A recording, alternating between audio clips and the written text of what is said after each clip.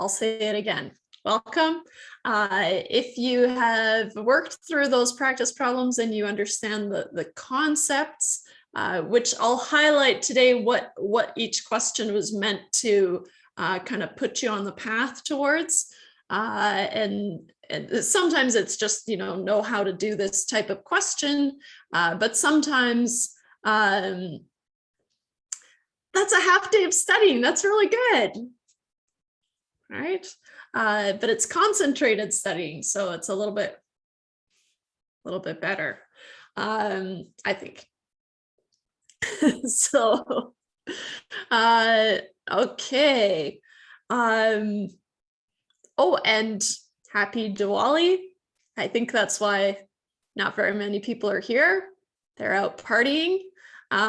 So that's good.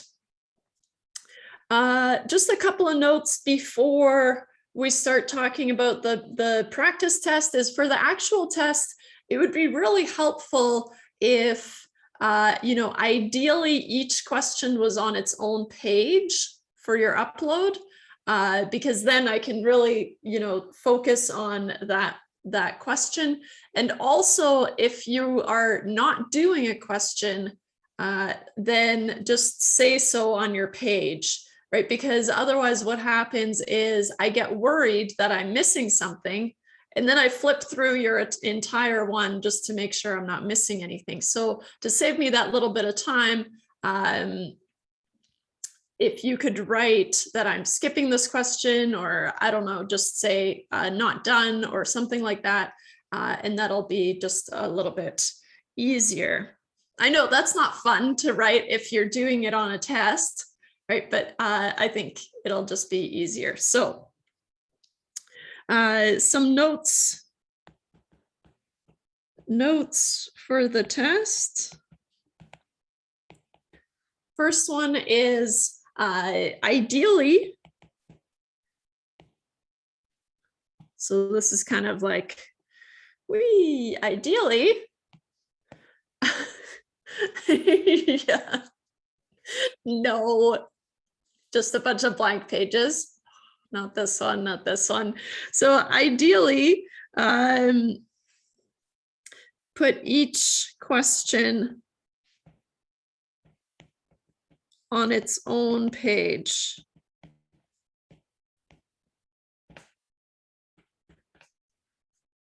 If you're skipping a question, let me know, right? So if there's no work for a question that I need to be looking for, then just say so. So if you are skipping a question,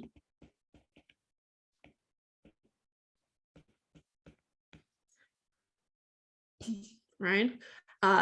Then say so in your work. Then say so in your work. So for example, you might have question 2, not done, something like that. You can't help but not put a sad face, right? Oof, it's not done. Right, and then that tells me, okay, I'm not going to go looking for it. I would figure it out anyways if I can't find it. Okay. And then what was, I think I said 3 things, but now I can only remember 2 things. I guess the third thing is always show all your work. Show all your work and justify any sort of big leaps, right? Yeah, the third thing is study hard. Exactly. So always show all your work and justify any big leaps. Right. So for example, if you're using a geometric sequence, you shouldn't just go for it. You need to tell me that, hey, this is a geometric sequence, so I can do this. right? And so here, what I mean is something like, since this is a geometric sequence,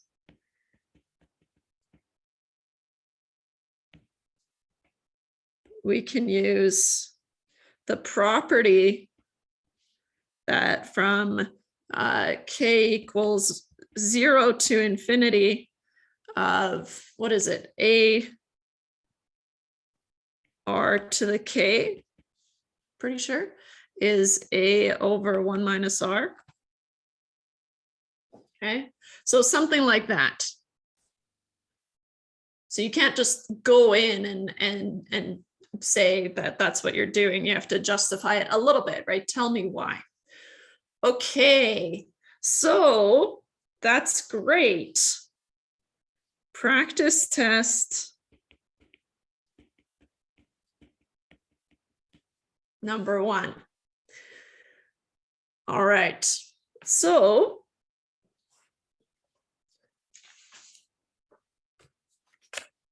I went old school and printed it out. It's only 1 page. That's why I tried to keep it on 1 page.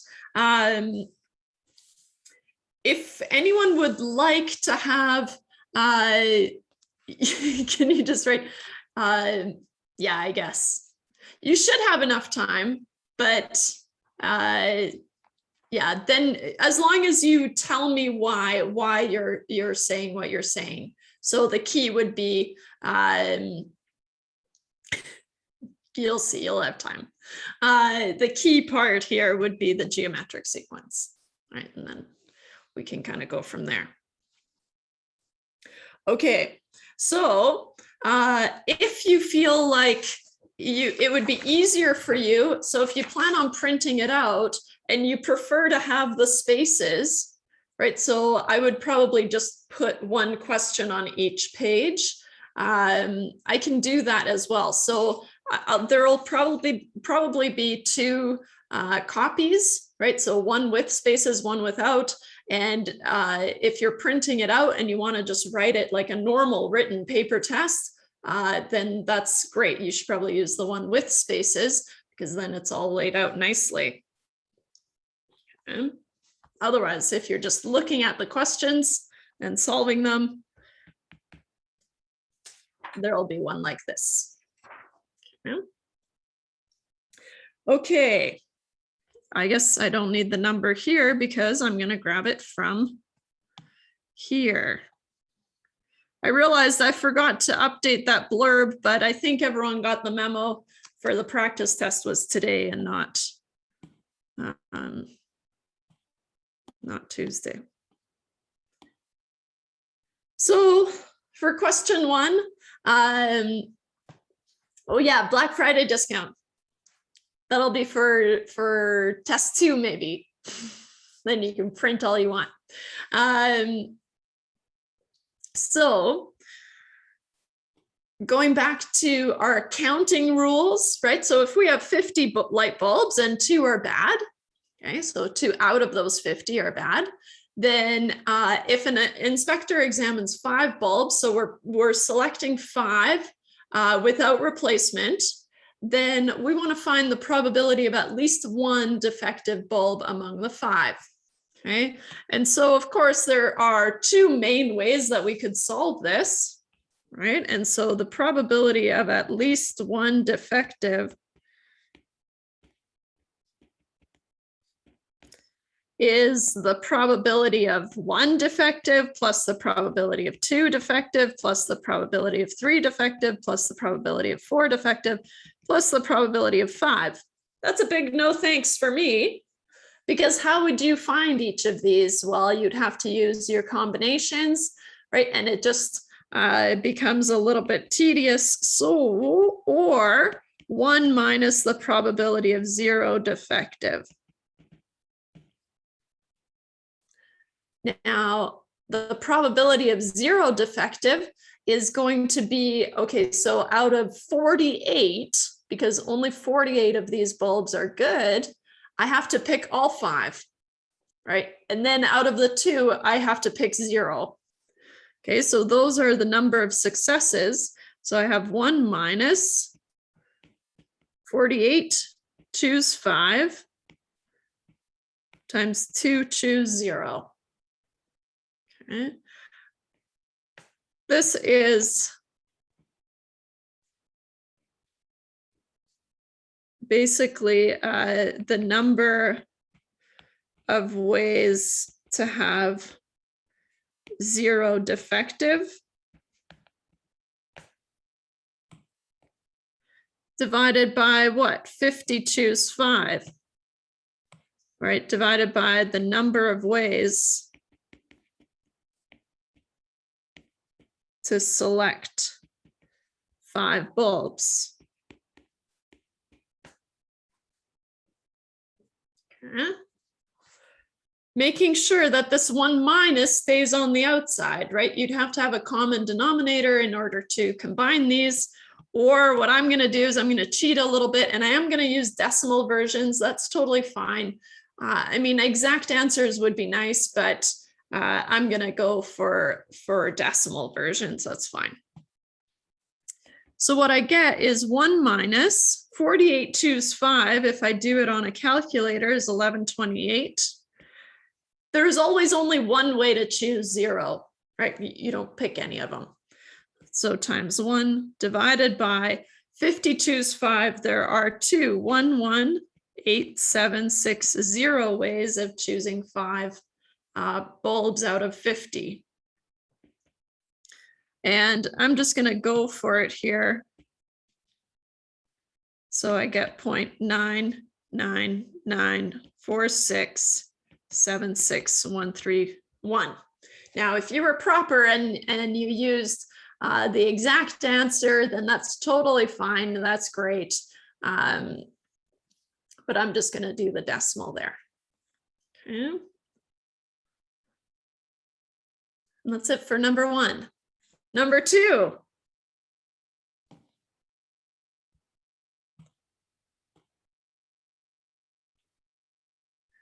And of course, if you do have a question as we go here, please stop me. But at the same time, I do want to make sure that we have time to go through all these. And so we'll see here. For each of the following, find the constant C so that P of X, so the PMF, satisfies the condition of being a PMF for one random variable X. What are the conditions? Well, in order to be a PMF, well, one of the conditions is that all of these probabilities have to be between 0 and 1. But let's assume that what we find for C is going to make that happen. And also, the main thing that we're getting at here is that it has to sum to 1, right? If we sum over all the possible values of X, right, sometimes it's an infinite number of values, right? So going to infinity, and sometimes it's a finite number of values, right? So I wanted you to see both. Okay. And so, of course, we could talk about it in the continuous case as well. We could look at the integral, right? It would have to integrate to 1.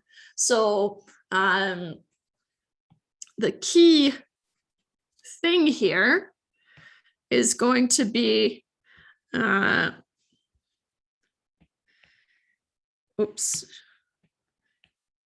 need to find C such that the sum of P of X equals 1.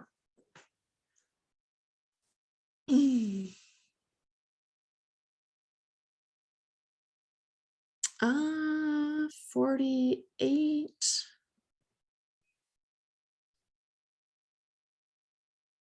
Do you get the same value?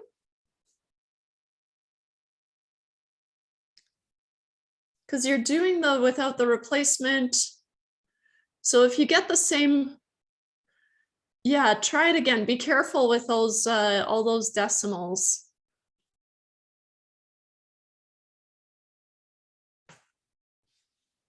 You need to take into account that there are many ways to choose 48 out of 50, for example. And then there are many ways to choose 47 out of 49. So it's good, but I think that is maybe what's missing. Okay. So what we need to find a C that satisfies this condition that P of X adds up to 1 over all the values of X. So for part A,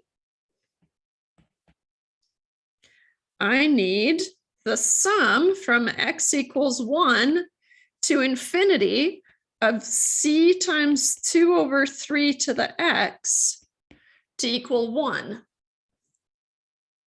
Okay. So here's one of those situations where as soon as we see, and it felt probably overwhelming in the beginning, but what you might be noticing is basically the geometric sequence is our go-to summation, right? And so the more we use it, the more comfortable we'll be, right? There's going to be some constant, there's going to be some, it's the ratio, I think. Can't remember what the name of it is, but some R, and then to the power of whatever you're summing over. Okay, and so I came across this really kind of cute summary of because of these geometric sequences. So what happens, because X equals 1 is not where a geometric sequence starts. Okay, and so what we can do is we can adjust for, we need to start at 0, right? So how I want you to kind of show it is, this is a geometric sequence starting at X equal to 1. Okay.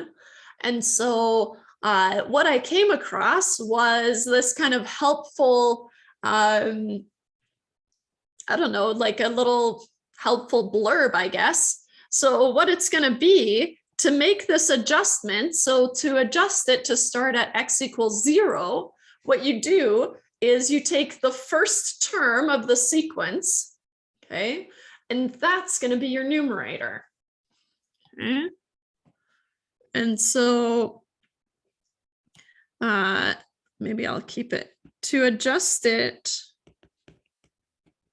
to start at X equals 0 to match the sum from K equals 0 to infinity of A R to the K equals A over 1 minus R. Okay, the key here is that it starts at K equals 0. So what we can do is instead of starting at A, we can start at the K for any number, as long as we have the first term of the sequence in the numerator. Okay. And so we can use this kind of helpful thing. It's the first term divided by 1 minus R. Okay. So in this case, and I'll show you both ways, right? Because typically we would have to just bump the X to start at 0 and then make adjustments in our little formula, or P of X, right? But what we get is we get the first term is C times 2 over 3 to the power of 1, right? If we're starting at X equals 1, well, X equals 1 here, so that would be our first term. And so then what we can say is that the sum from X equals 1 to infinity of C times 2 over 3 to the X is going to be that first term, C times 2 over 3 to the 1 over 1 minus 2 over 3. Okay. Another way that we could do it, okay, or we can change the starting value of x to start at 0. We can change the start value of x to start at 0.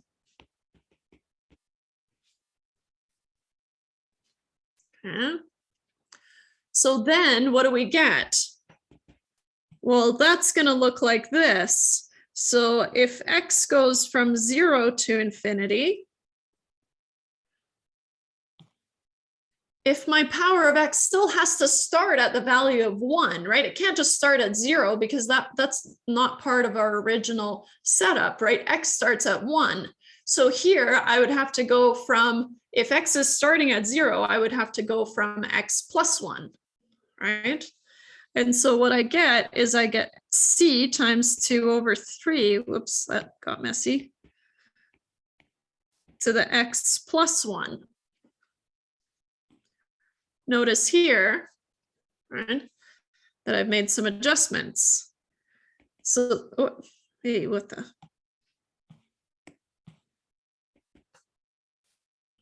So now I can rewrite this as 2 over 3 to the x times 2 over 3. So now I have the sum from x equals 0 to infinity of c times 2 over 3 to the 1 times 2 over 3 to the x. So now this is my a.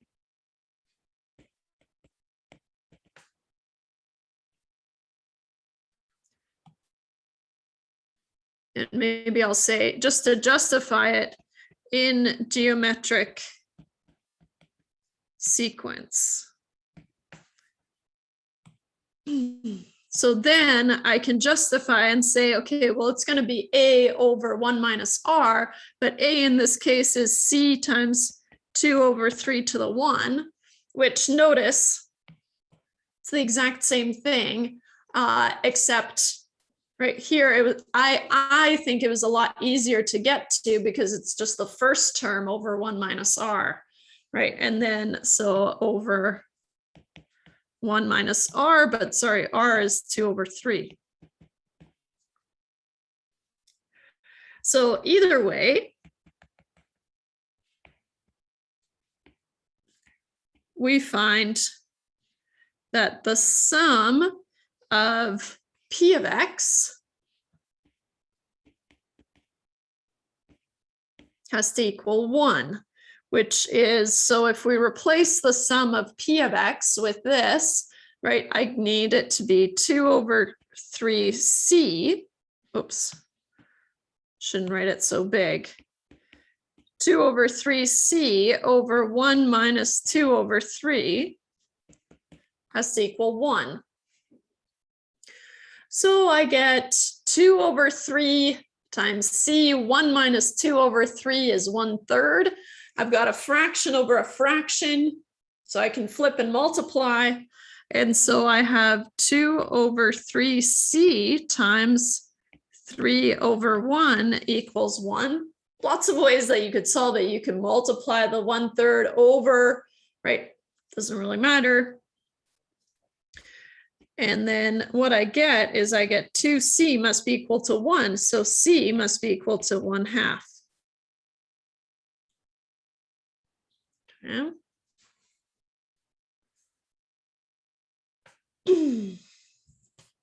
You don't have to show both ways. You only need to show one of those ways how you found the summation, right? But you need to make sure that you make the adjustments because it has to start at 0. And that's probably the hardest thing to remember. And then after that, you're just kind of off to the races. We leverage that geometric sequence. Part B was this finite sequence, 1, 2, 3, 4, 5, 6, and that's it. right? So x can really only be 1, 2, 3, 4, 5, 6. So c times 1 plus c times 2 times plus c times 3, blah, blah, blah, blah, blah, has to add to 1, right? So that's a lot easier. So p of x equals c times x for x equals 1, 2, 3, 4, 5, 6. And 0 elsewhere, but I'll skip that because it's in the question. And so what we need is we need the sum of p of x to equal 1. Maybe I'll bump this over so I can. The sum of p of x is c times 1 plus c times 2 plus c times 3 plus c times 4 plus c times 5 plus c times 6 equals 1. Try to stack those equal signs here. There. If I add those up, I've got it pre-baked, and I'm pretty sure that this one was fine for everyone. So 21c, and even if it wasn't, you were probably overthinking it, right? And now you're going, oh, okay, well. So then c must be 1 over 21. Okay.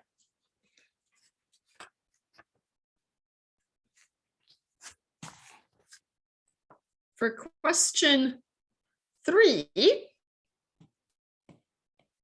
let's see, what did we have to do?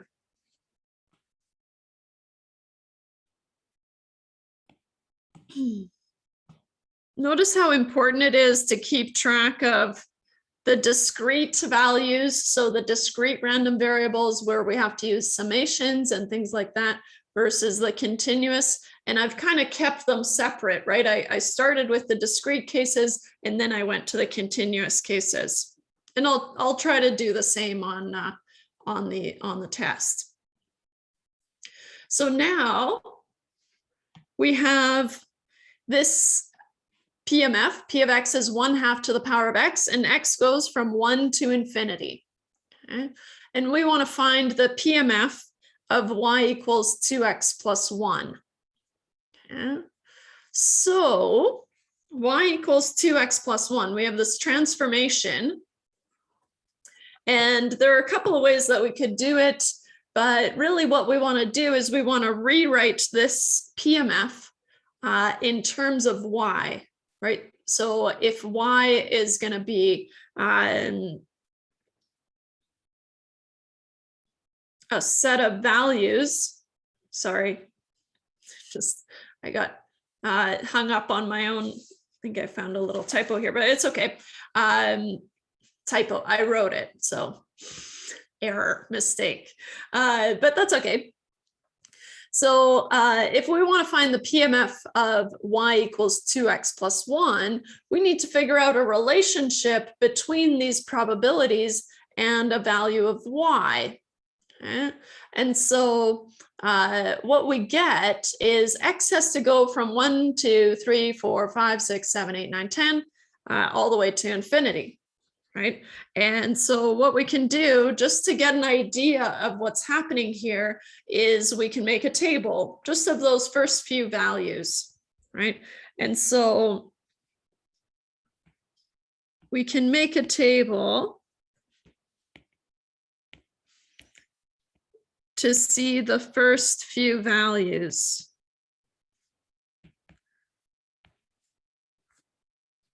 Yeah.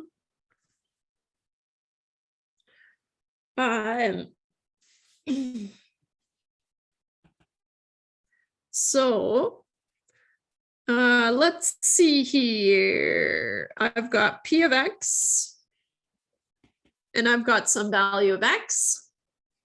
So P of X is 1/2 to the 1 if X is 1, 2, 3. I want to do just one more here. 4. So I get 1/2 to the 2, 1/2, oops, to the 3, 1/2 to the 4. Okay. And then what I can do is I can set up y equals 2x plus 1. So y equals 2x plus 1 to see if there's some sort of pattern in our y's that we could summarize, right, besides 2x plus 1. So we can say that y, if x is 1, then y is going to be 2 times 1 plus 1, so 3. That tells me that y is going to start at 3, right? And then when x is 2, 2 times 2 is 4 plus 1 is 5, so y is 5. 2x plus 1 when x is 3 makes 7. And then 2 times 4 is 8 plus 1 is 9. And it looks like it would just keep going and going and going. So we see that y is going to be values from 3 to 5 to 7 to 9, right? And so 3, 5, 7, 9. Odd numbers starting at 3.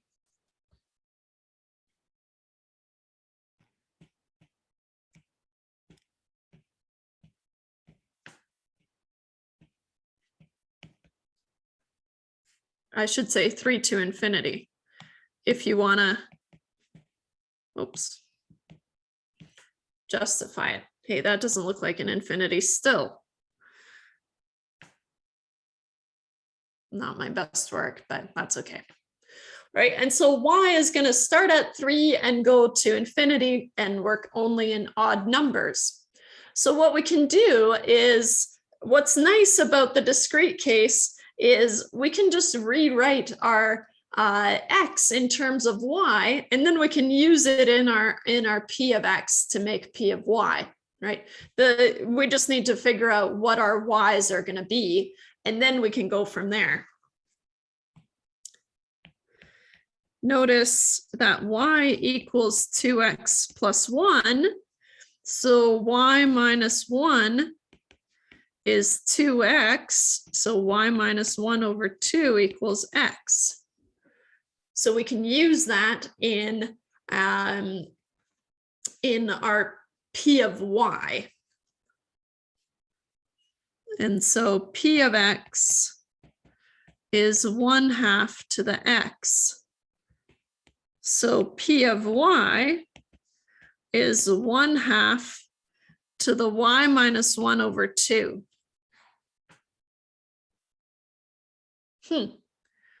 Just that easy, huh? It is. So notice here that that's the replacement that I did here. And then it's in terms of y. Let's make sure that it looks the same, right? Because you still want to have the same probabilities here, right? And so we can check in the table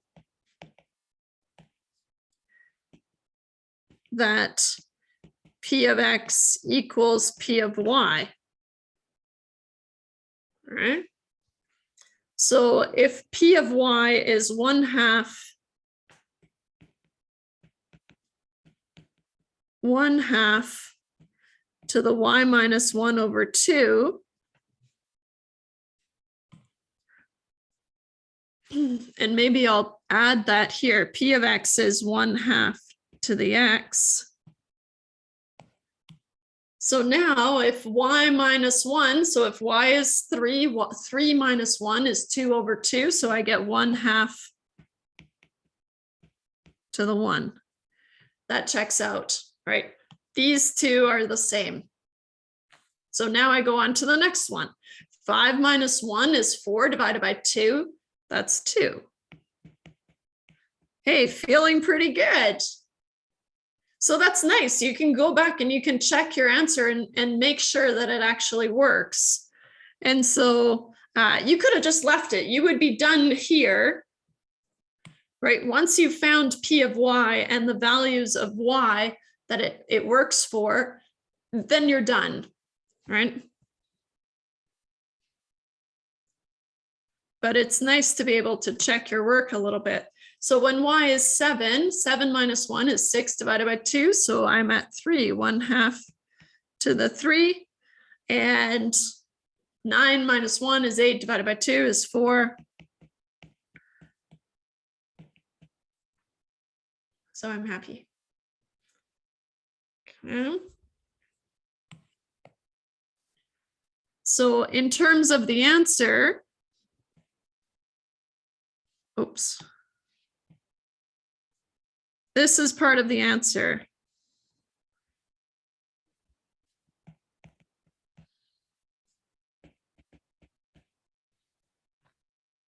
Okay. Of course, we need both. Okay, good. So that's a transformation in the discrete case, a little bit trickier in the continuous case, which we'll see. But I think I have one or maybe two in between there. Yeah. Let's see here.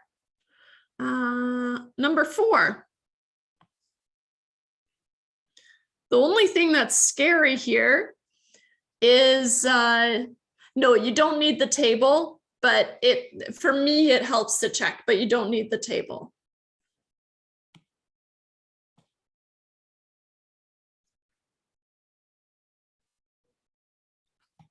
I'll say something like, this is optional. Awesome. So in terms of the answer, all you would really need is this. All right. And so here's a full answer.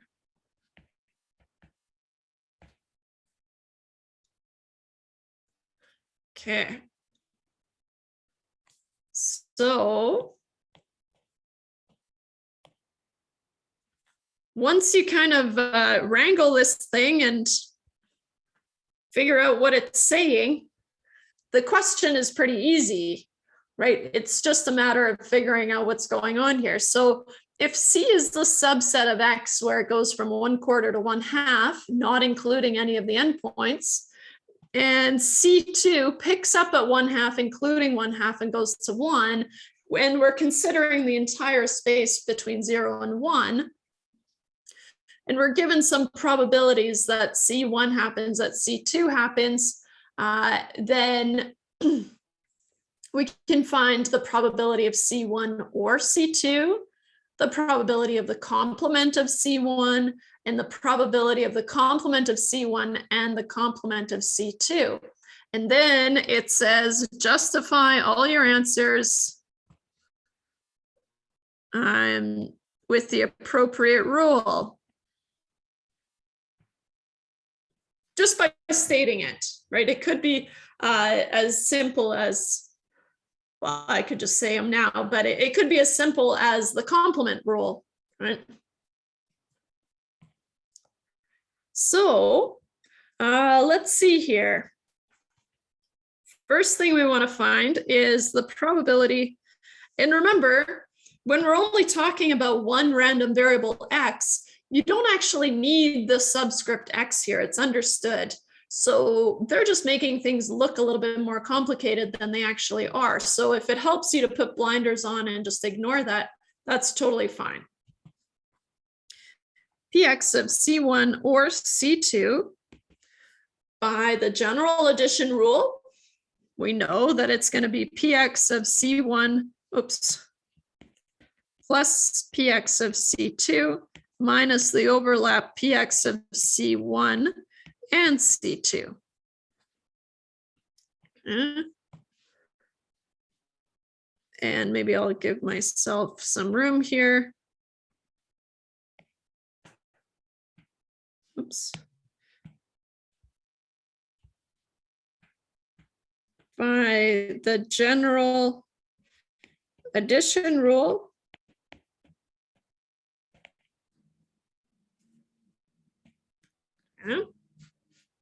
we have this. The only thing we don't really have of these components is the probability of C1 and C2. But we also see that there's no overlap in C1 and C2. So the probability of them happening at the same time is 0, right? And so here, if we think about kind of maybe on a number line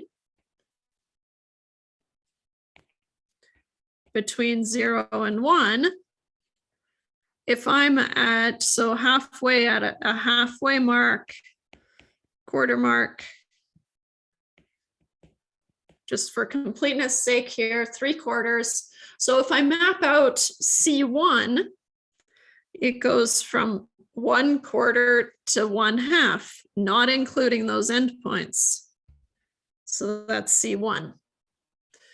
So then if I have a look at C2, if it helps you to visualize it, now you don't have to have this number line. I just find that it's helpful just to justify what's going on.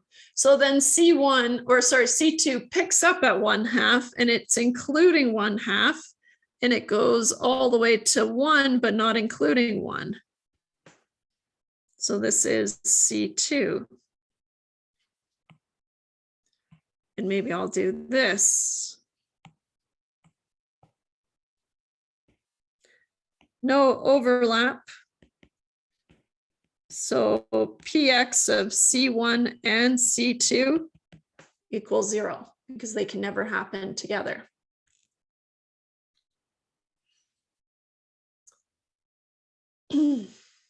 Okay, so now knowing that that's 0, right? Now I can just figure out the probabilities. Now I'm back to a very, very simple case of 1/8 plus 1/2 minus 0, which is 1/8 plus 1/2, 4/8. I don't know why it took me so long to say that. So 1 plus 4 is 5/8. And in the case of these simple fractions, then I just leave them in exact form, and that's fine. If you did a decimal, that's fine too, right? But you would want to show this 5/8 before you convert it to a decimal.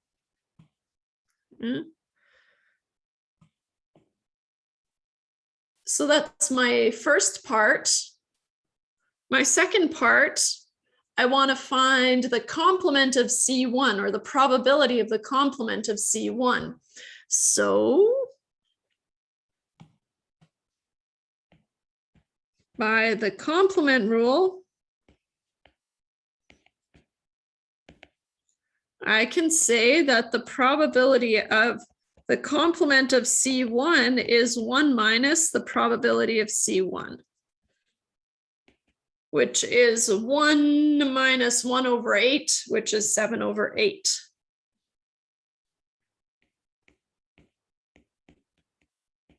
And to keep it on the same page here, I'm going to write it on the side. Okay, I can't handle it.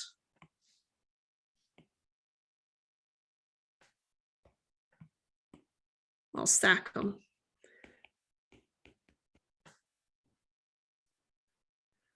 There. For that last one, a little bit tricky, and there's lots of ways that you could go about it. If you wrote, did you mean P of X C1 equals 1?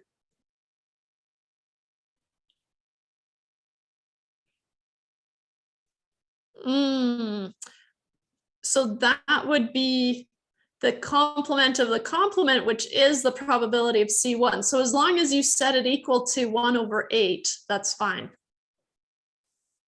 So if you did 1 minus the probability of the complement of C1, it would have to equal 1/8. Yeah, nice. Okay, so if I want to find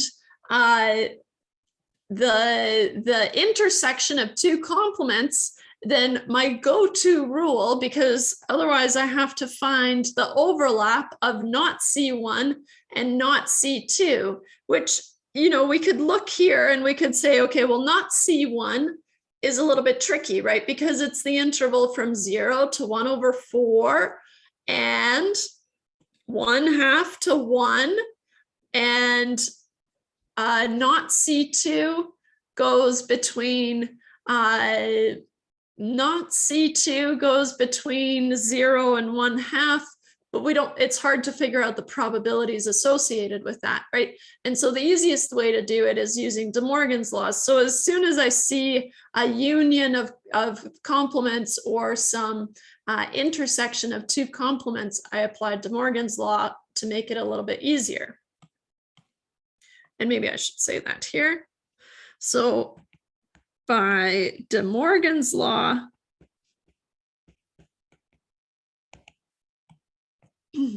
I can say that the px of C1 complement and C2 complement is the same as the probability of C1 or C2, and then the complement of that. So notice how the intersection changed to a union, and now the complement is on the outside. Okay. Which is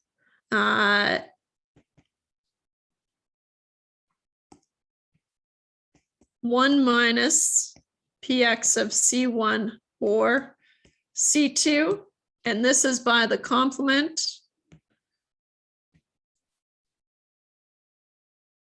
Which, of course, you found earlier, and it was what? 5/8.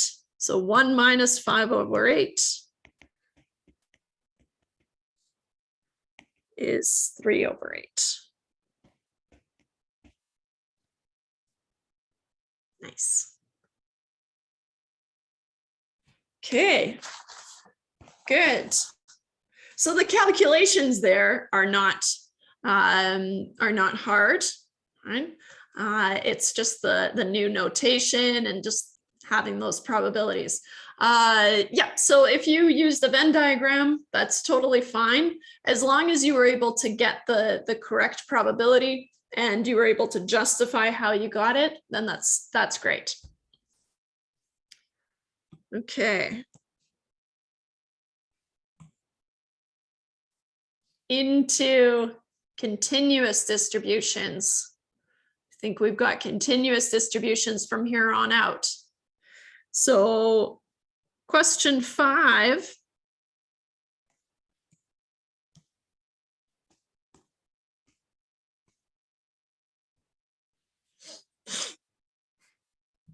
It wasn't until I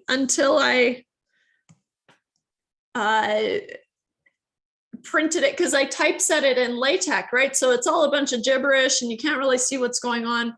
And it wasn't until I typeset it that I realized question 5 and question 8 use the same PDF. So that's kind of fun, kind of cute. Doesn't matter. Could have made one huge jumbo question. Yeah, your test, it's only 3 questions with 15 parts each. Oh my gosh. No, 10 questions just like this. Okay, so if we have a PDF, so now what I want you to pay attention to, right, is that now X is continuous, right? So the fact that it says PDF, it's continuous, and using the f of x instead of p of x, that is an indication that it's continuous.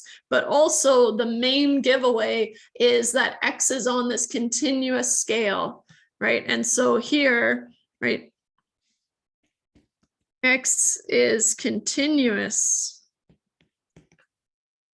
right? And so there are a couple of giveaways here, but then as soon as we saw the X is between -2 and 4, we know it's continuous, right? So you just want to have that little check-in point, because otherwise I remember it was hard to remember Now it seems crazy. Why did I have a hard time with that? But I remember having a hard time with that. When is it discrete? When is it continuous? Well, this makes it continuous when x is continuous between -2 and 4. Okay. So, and if you're thinking to yourself, why did she have a hard time with that? That is so weird. Then you're way ahead of the game. So that's good. You can feel good about that. But if you're having a hard time with it, just know that that's normal. So if we have a PDF, f of x, between -2 and 4, and we want to find the probability that the absolute value of x is less than 1. And the probability that x squared is less than 9. Okay, we can do that. To find probabilities, we need to find the area under the curve, and the curve is given by x plus 2 over 18, right? And so what we need is we need to figure out the bounds on x that make this happen, right? And then we can just integrate f of x over those bounds. So for the probability that the absolute value of x is less than 1, I find it helpful to put things on a number line so that I can see what's going on, right? And so here, I know my x runs from -2 to 4, right? And how about I put 0 on there just as a reference point? Okay, so then the absolute value of x, if it has to be less than 1, so the absolute value up until 1, well, that's all good. That's less than 1, right? So from 0 to 1, that satisfies it. But then remember the absolute value of -1/2, -3/4, that's also less than 1, right? Because 1/2 is less than 1, 3/4 is less than 1. So what we have is we actually go to -1 as well. So this is when the absolute value of x is less than 1, is actually when x is between -1 and 1. Notice that because this is not including 1, of course, my bounds don't include 1 either. Doesn't matter when we're integrating, but it matters in terms of the work you're showing. Okay, so now that we have the bounds, we can say that the probability, and what I'm going to do is I'm going to rewrite it in terms of x being between -1 and 1, because that's easier for me to see. You're welcome to write the absolute value of x is less than 1, but then you have to remember what that means.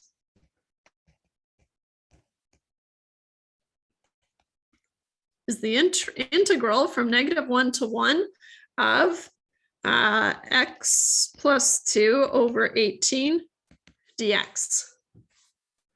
We're lucky that the absolute value of x was less than 1. Right? This question would be a lot harder if I had said greater than 1. I'm not going to do that, right? I'm going to keep the same.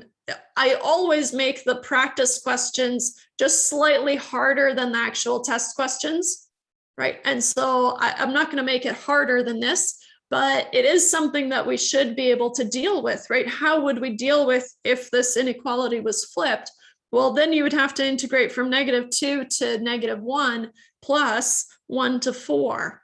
Makes it harder, but we can do it, but we're not going to do that.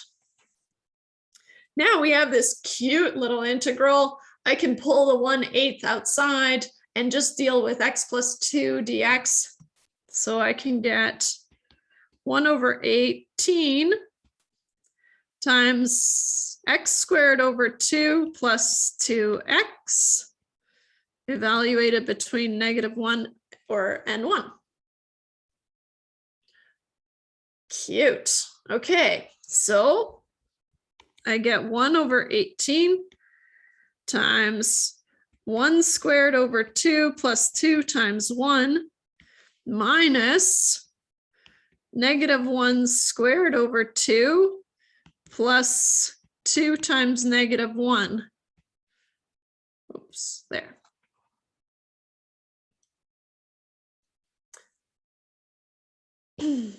Okay, so I have 1/2 plus 2 minus 1/2 minus 2. Okay.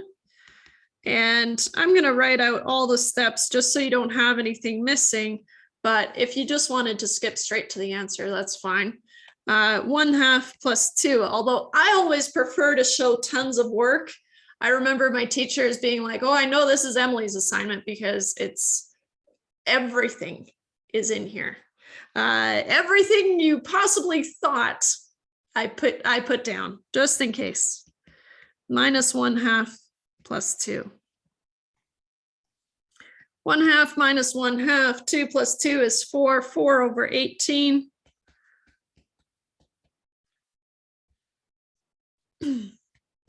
Or 2 over 9 if you prefer.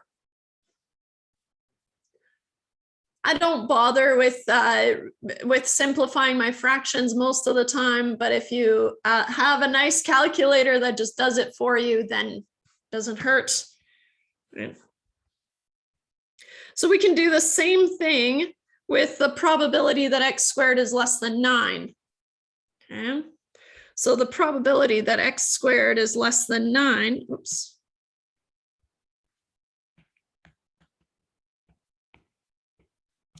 We can think about the number line again. So of course, x runs between -2 and 4.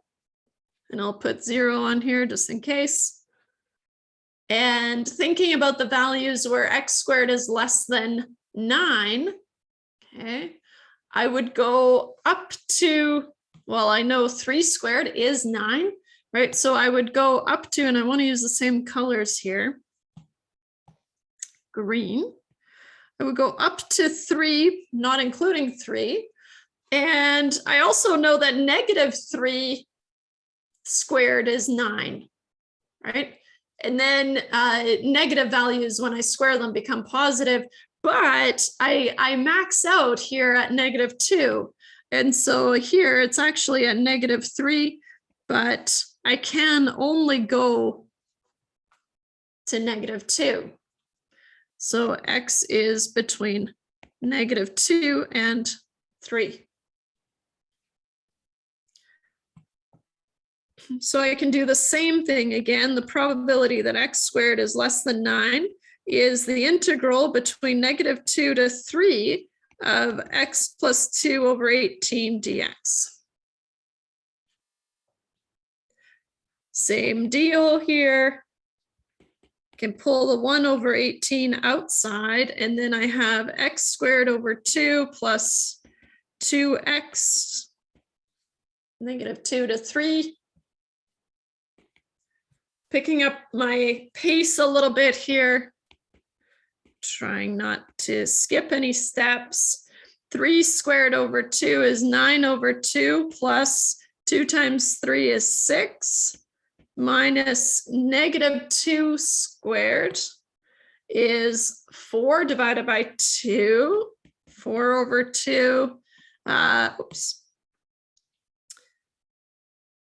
2 times -2 is -4, so -4. And once I simplify this, I get 1 over 18 times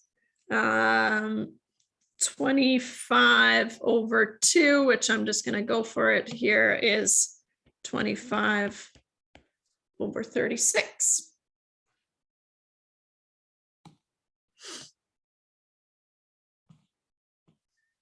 Oops.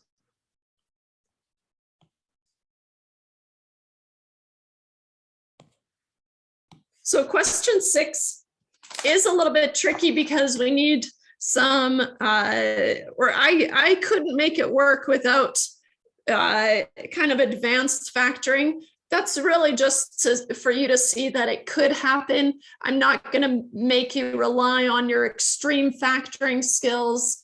on the test. Okay, so I am going to rush through it a little bit just so you have it, because I want to get through the rest of it.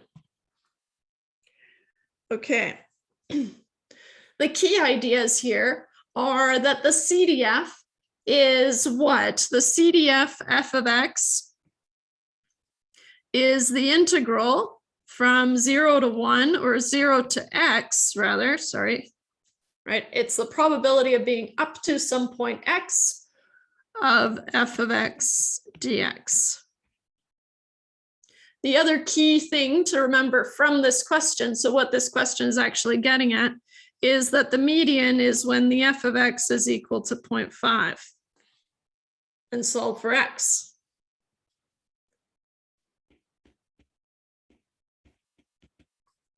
That's the key part. And then this one happens to be a little bit trickier just to kind of get the juices going. So if we try to find the CDF, f of x is the integral from 0 to x of 3 times 1 minus x squared dx. Right? It starts at 0 because x starts at 0 and x can go to a maximum of 1. So I can rewrite this. I'm going to expand the 1 minus x squared. You could do a u substitution, but I'm just going to expand it. It's fine. Mostly because that was my go-to. Right? And if it wasn't, as long as we get the same answer, we're okay. So 1 minus x times 1 minus x is 1 minus 2x plus x squared. I always have to write them out and I have to FOIL it out. It takes me a long time, but it's always right. Always. So 3 times the integral from 0 to x of 1 minus 2x plus x squared dx. So then if I integrate this, I get 3 times x minus 2x squared over 2 plus x to the 3 over 3 evaluated between 0 and x. So I get 3 times, wherever I see an x, I'm going to plug in an x, so that's easy enough. And then subtracting 0, x minus 2x squared over 2 plus x to the 3 over 3 minus 0 plus 0. Technically, you don't have to show that. You can just say minus 0. Making a common denominator here, this 2 over 2 is of course going to cancel out, and I need a common denominator of 3, which is also nice because then I can cancel it with this 3. So let's do that. I get 3x over 3 minus 3x squared over 3 plus x to the 3 over 3. Which is going to cancel here. So I get 3x minus 3x squared plus x to the 3. Okay, nice. And so now we're going to use this. So remember, this is what we found, f of x. And so now we can find the median.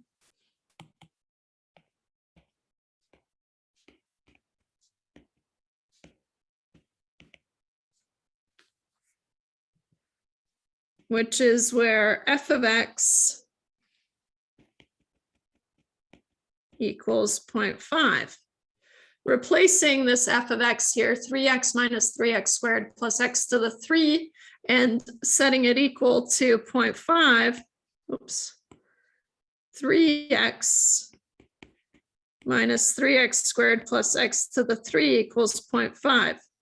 This is very difficult to solve for x here, right? We need, in this case, we need to find we need to factor this.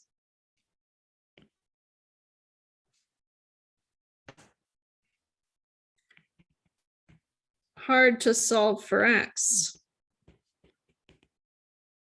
X factorial, not just x. Right, but we notice a pattern here of 3, 3, and 1, right? And so we can try 1 minus x to the 3. Because I have a minus here, I know that there's a minus involved, so that's the only way. And then the 3 it reminds me of that factoring rule for 1 minus x to the 3. So if I try it, 1 minus x times 1 minus x times 1 minus x, and 1 minus 2x plus x squared times 1 minus x is 1 minus x minus 2x squared plus x squared, minus x to the 3, which is 1 minus 3x plus 3x squared. Oops, sorry, keep doing plus, but it's minus x to the 3. Okay. So this looks sort of like what I want, right? And so remember that what we want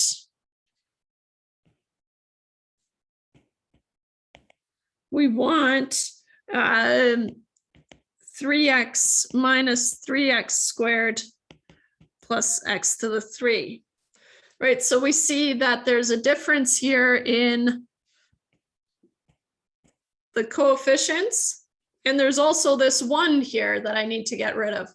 So what we can do is, what if we try 1 minus, because that's how I'm going to change the sign, is to multiply by -1 essentially. And then I need to take this 1 away, right? And so we're going to try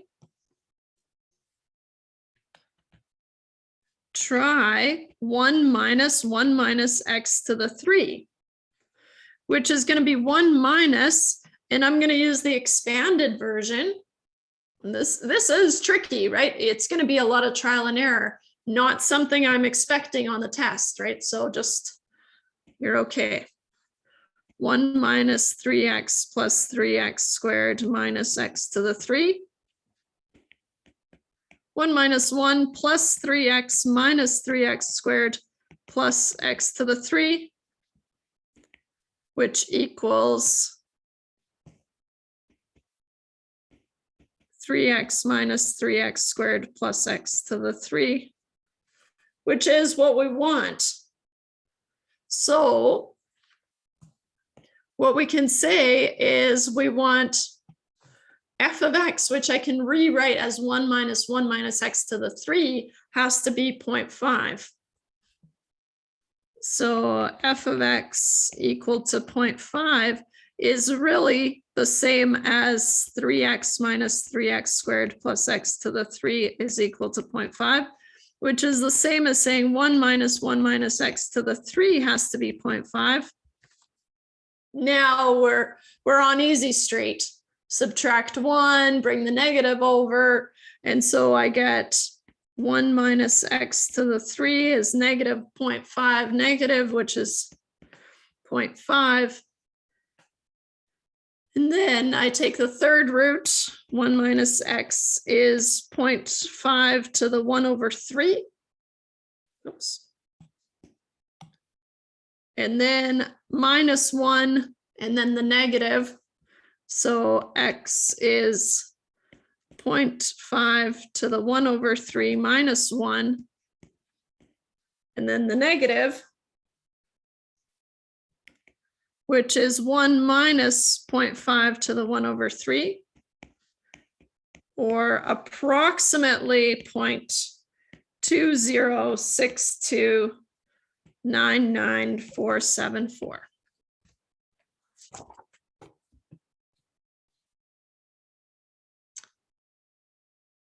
Next, we want to do a transformation.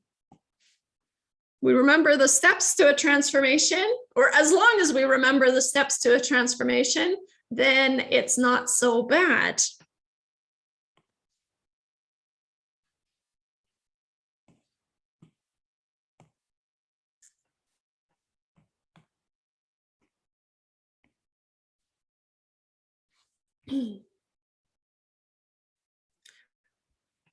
So if f of x is 1 over pi, x is between negative pi over 2 to pi over 2, and then we want to find the PDF of y equals tan of x. Okay. I'm not a fan of trig functions, just like you're probably not a fan of trig functions. They're hard and whatever, but you do have that list of integrals and derivatives for trig functions, right? So you don't have to memorize those or anything. And this is a special PDF of the Cauchy distribution, which is a kind of an interesting distribution, but that doesn't matter here. We can still do this transformation. So let's see here. First things first, we have to do a transformation. And so the first step is to rewrite x in terms of y, right? And so this is a transformation.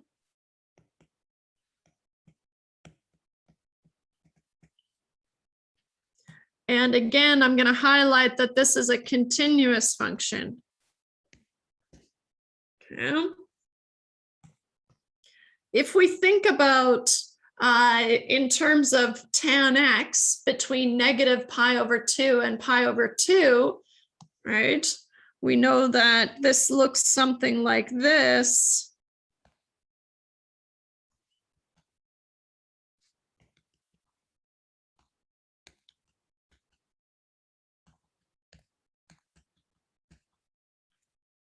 Okay.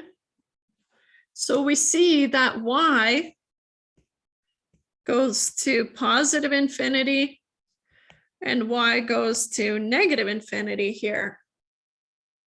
So what we can say is that y must be between negative infinity,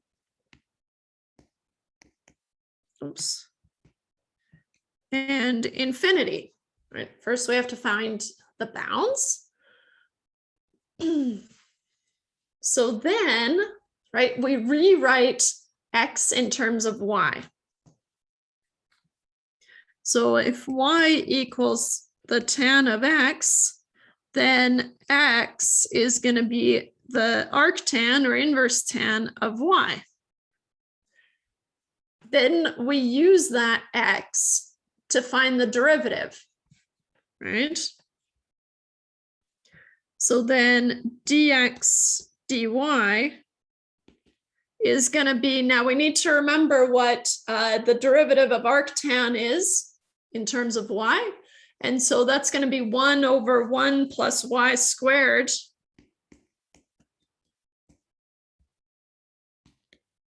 See calculus reference notes posted. Right? But as soon as you see that and you go, oh, I don't remember what it is, just remember that you have them. You don't have to remember it, or you can look it up, right? So now I have the derivative, which is essentially my Jacobian, right? If I take the absolute value of this.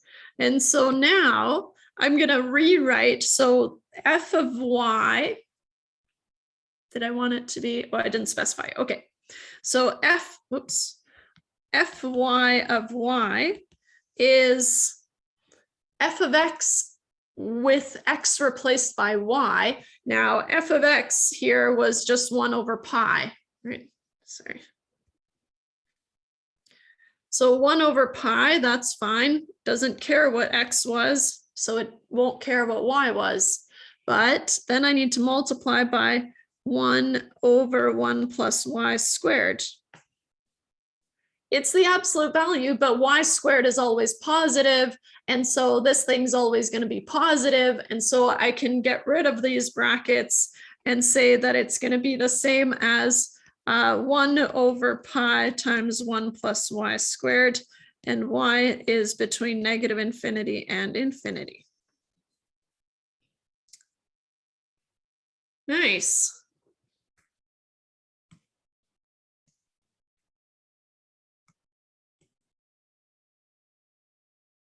So what I'm going to do is we're going to work through these. And I know you might have class or something going on. So what I'll do is I'll keep recording. I'll keep explaining everything so that the recording will have all of it. Okay, even though if you have to go, that's totally fine. But I want you to have it. And I think it feels long, but it's still a pretty good length. So because I blab a lot, right? You just sit down and do it. Okay. So the key thing here is, again, we're on this continuous scale. So of course we have to integrate. And if I want to find the expected value, I tend to say expected value, but then the textbook is saying expectation value and it's throwing me off. Anyways, whatever I want to find the expectation of, I have to incorporate it into my integral, and I multiply by f of x, and then I take the integral, right? So I can do that. There's no funny business going on here. For part A, the expected value of x plus 2 to the 3 is the integral from -2 to 4 of x plus 2 to the 3 times x plus 2 over 18 dx. There will be 10 questions. It's pretty good timing. Yeah.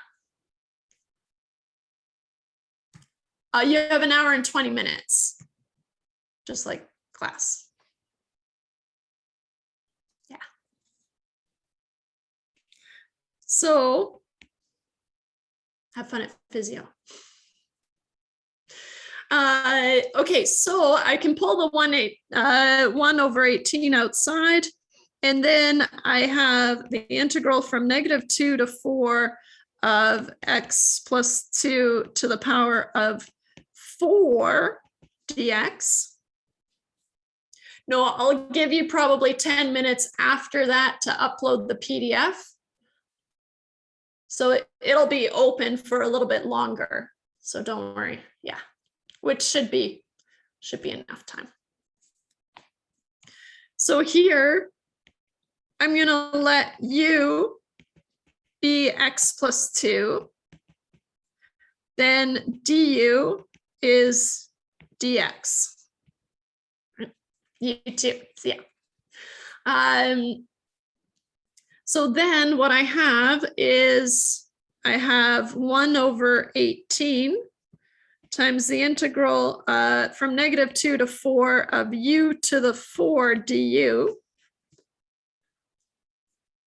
which is pretty reasonable now. So u to the 5 over 5 between -2 and 4. But now I can substitute it back in, right? U equals x plus 2, because otherwise I have to adjust the bounds, and I don't want to do that. So I go back. It's just a quick in and out. 1 over 18 x plus 2 to the power of 5 over 5 from -2 to 4. Okay, so now I have 1 over 18 times 4 plus 2 to the power of 5 over 5 minus -2 plus 2 to the 5 over 5, which is of course 0. So all I have to deal with is the 4 plus 2 to the power of 5, and 4 plus 2 to the power of 5. Did I write it down? becomes 1/18 times 7776 over 5, which is 7776 over 90, or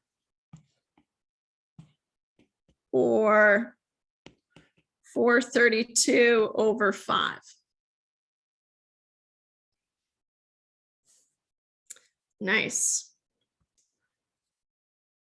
So now we're going to do a little transformation here, but it's a little bit easier because I want you to show that this is the PDF, right? So we do have to do the transformation, but also we have an answer to work towards. So that's nice. Okay, x plus 2 to the 3. Y equals x plus 2 to the power of 3. So first thing I'm going to do is I'm going to figure out the bounds on y, right? And so x was between -2 and 4.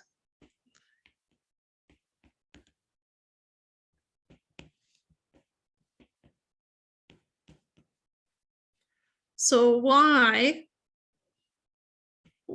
equals x plus 2 to the power of 3 must be between -2 plus 2 to the power of 3, so 0 to the power of 3, which is 0, and 4 plus 2 to the power of 3, which is 6 to the power of 3, which is 216. So then y is x plus 2 to the power of 3. So I'm going to rewrite, and I'm going to say if y is x plus 2 to the power of 3, then y to the 1/3 is x plus 2. So y to the 1/3 minus 2 equals x. It doesn't really matter if you're using capitals or lowercase letters in my case, but they should be capitals, I guess, but whatever. Because they're random variables. So if x is the third root of y minus 2, then the derivative of x with respect to y, so then dx dy is 1/3 y to the -2/3 plus 0, but doesn't matter. So then gy of y is going to be the function, the original function, which was x plus 2/18 with x. I know it is confusing. So the capital letters are for the random variables. And in my case, right, if I'm reading your work, it's okay to switch back and forth because they mean the same thing. But the reason that these should be capital letters is because they're referring to the random variable, whereas these are lowercase letters because they're referring to the actual values of x, but it's okay. So now, yeah, confusing, but with enough practice, you'll start to see it. But yeah, I remember that being so confusing too. Now I get it, but took a long time. So gy of y, and I still mix them up. I have to replace the x with y to the 1/3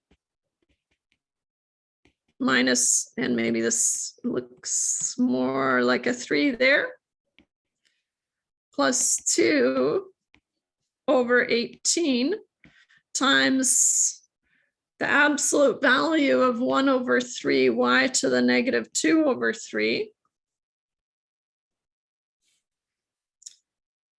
So if I simplify here, there's really no need for the brackets. It was just I was replacing x with y to the 1 over 3 minus 2.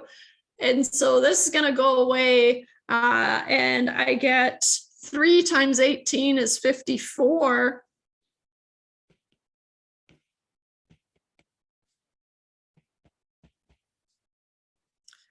So over 54. And just to keep it on the same page here, I'm going to say that this is 1/3 minus 2/3 is negative 1 over 3. So 1 over 54 to the y over y to the 1/3, which is exactly what we wanted.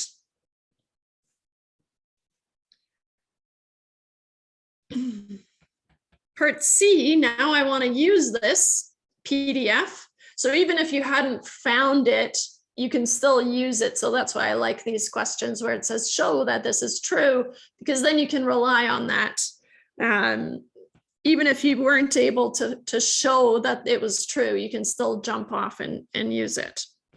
The expected value of y is the integral from 0 to 216, and that's from before, of y times 1 over 54 to the y times y to the 1/3 dy.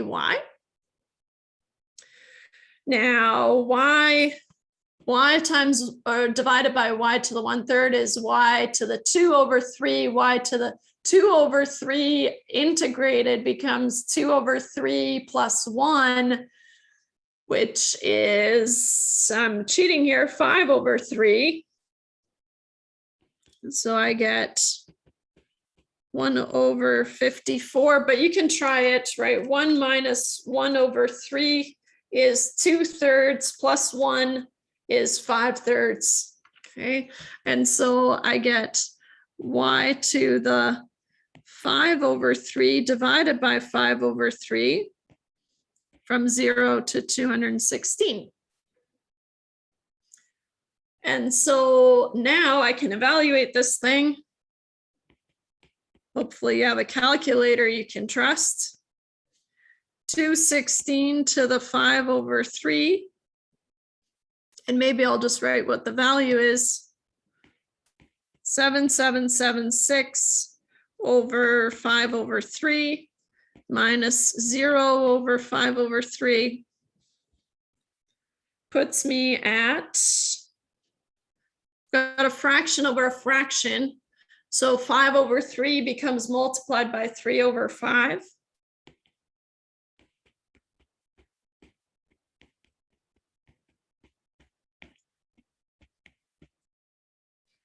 Which puts me at 23328 divided by 270, which reduces to 432 over 5.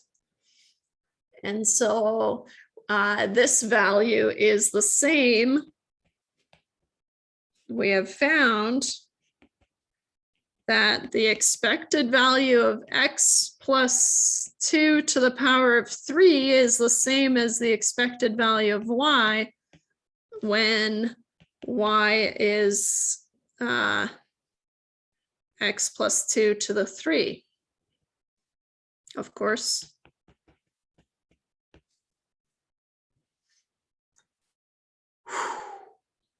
Good. A lot of work there, but I don't think anything is that crazy for that one.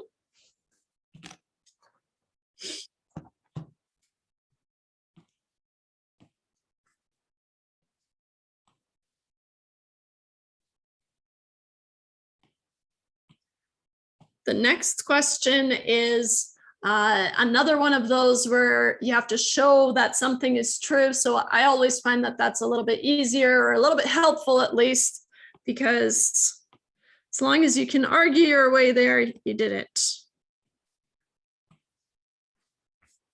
So the moment generating function, how do we find the moment generating function? Well, it's the expected value of e to the xt, right, of the function. And so we have some f of x, which is lambda times e to the negative lambda x. Now, what we know is that the x, and this x is because it's for the random variable x of t is the same as the expected value of e to the tx, which in this case, we know x is greater than 0, so x is going from 0 to infinity, and maybe I should stack my equal signs here. 0 to infinity of e to the tx times lambda e to the negative lambda x. Okay. So I can pull the lambda outside because lambda is just a constant greater than 0. And so I have from 0 to infinity of e to the tx minus lambda x is the same as e to the t minus lambda times x. Oh, and I forgot my dx. Sorry about that. There. Okay. This, we know that if I let x go to infinity, and this is a positive power, then it's just going to take off to infinity. And so this is only finite if t minus lambda is negative, right, is less than 0, because then I have a negative times x, right? Then x can go to infinity, but then multiplying by that negative, it takes it to 0. Right. And so here's like the key leap here is that this is only finite if t minus lambda is less than 0, right? Or t is less than lambda.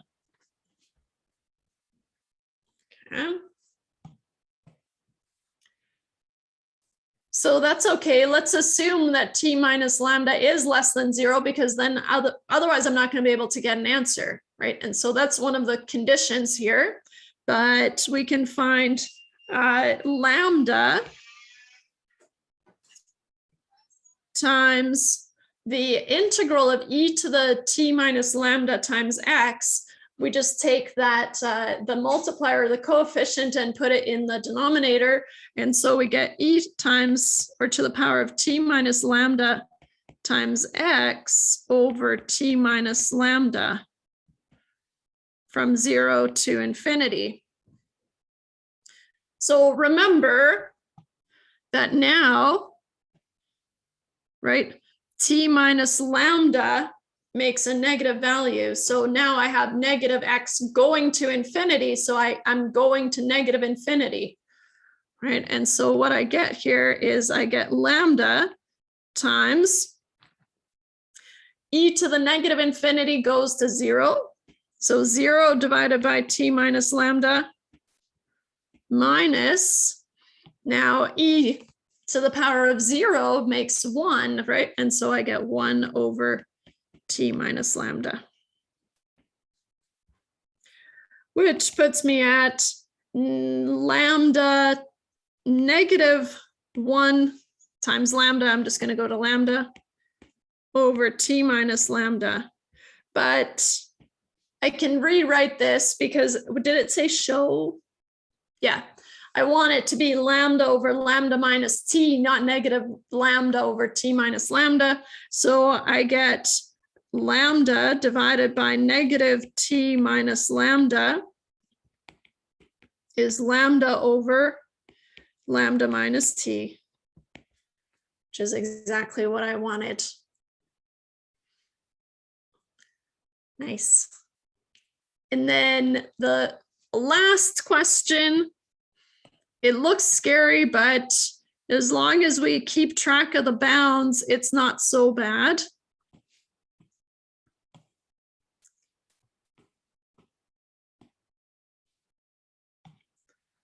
So now there's only going to be one question with 2 random variables, right? And so now I have this joint PDF, and I've got this extra hard part where x1 goes up to x2, right? So x1 is between 0 and x2, and then x2 is then between basically 0 and 1 once we've taken into account x1. Another thing that we need to remember is that the expected value is a linear function. So I can bring this expectation inside and wrap it around just the random variables, which means that I really only need to find the expected value of x1 times x2 squared. And then I also need the expected value of x squared, and then I'll be done. Recall that and maybe I should do this in a different color so it's kind of obvious that it's not part of the solution, that the expected value, oh, forgot to change it, of 7x1 x2 squared plus 5x squared is the same as 7 times the expected value of x1 x2 squared plus 5 times the expected value of x2. So we need to find those 2 expected values.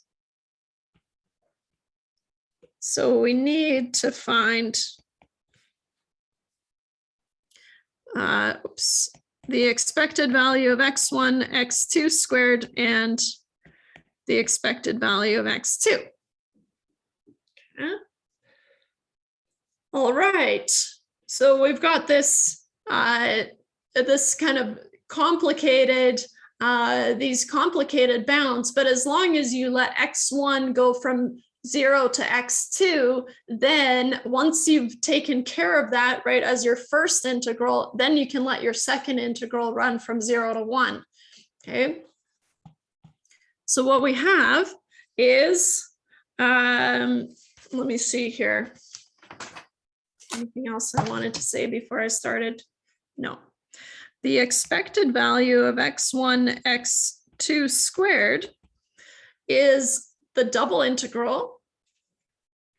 So from 0 to 1, and then from 0 to x2, I'm going to deal with that one first, of x1, x2 squared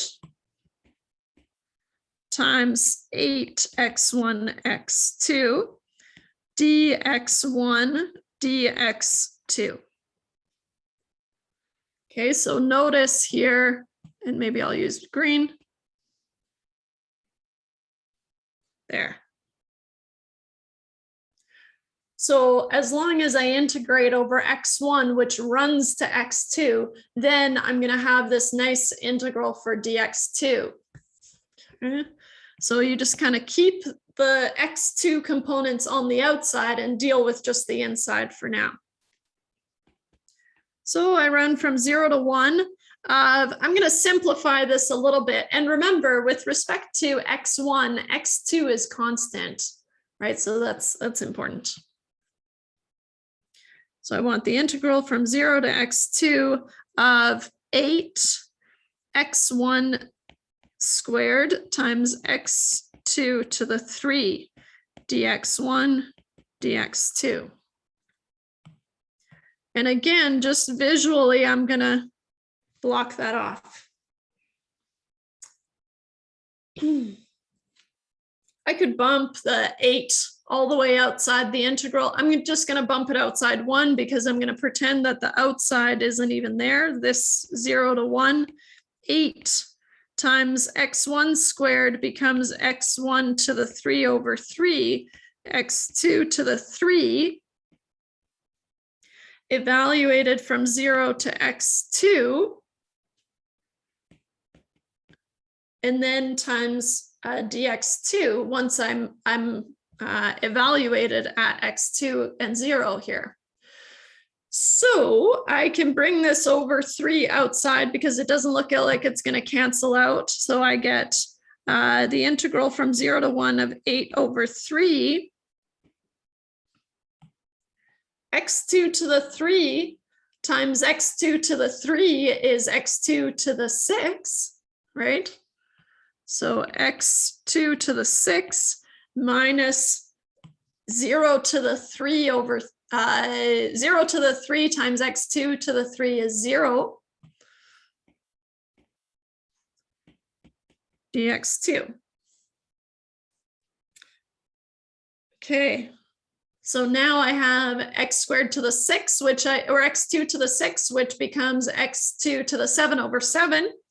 And so I get 8 over 3 times x2 to the 7 over 7 evaluated between 0 and 1, which I'm going to keep it on the same page here, becomes 1 to the 7 over 7, which is 1 over 7. And then at 0, it becomes 0. So I'm 8 times 1 is 8 over 3 times 7 is 21. So I get 8 over 21. Doing that exact same thing, but e to the x, e of x2 is the next one I want to find. The expected value of x2, same deal between 0 and 1, and then 0 and x2 of x2 times 8x1 x2 dx1 dx2. Same thing. Keep those dx2s outside until I've evaluated things.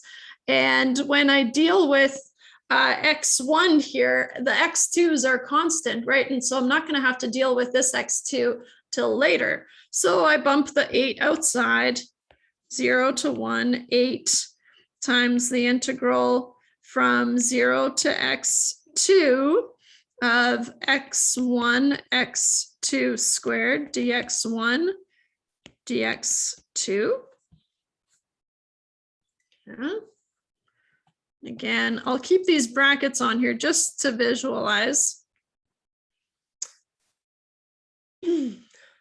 X1 becomes x1 squared.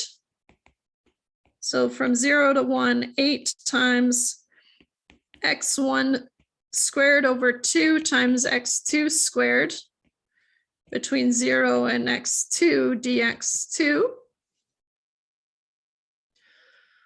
I can deal with that 8 over 2 because it becomes 4. So from 0 to 1 of 4 times x2 squared times x2 is x2 to the 4, and then minus 0.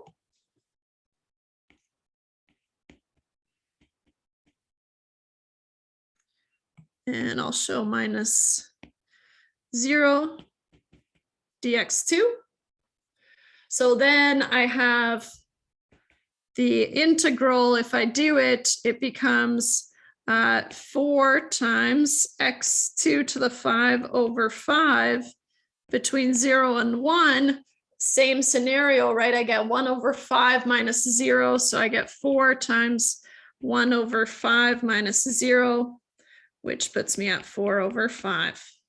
And I should write it properly. So now, wow, we have all the expectations that we needed. And so what we're going to do is we're going to plug those in here. So I'm going to copy, save us some work here. And so now this becomes 7 times the first expected value we found was 8 over 21.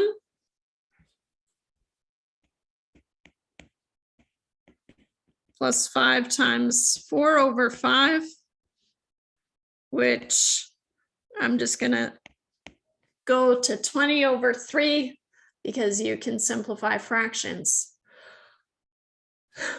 That's it. You stuck around. I can't believe it. Okay, so that's what you should expect on test 1. And I'll stop the recording here.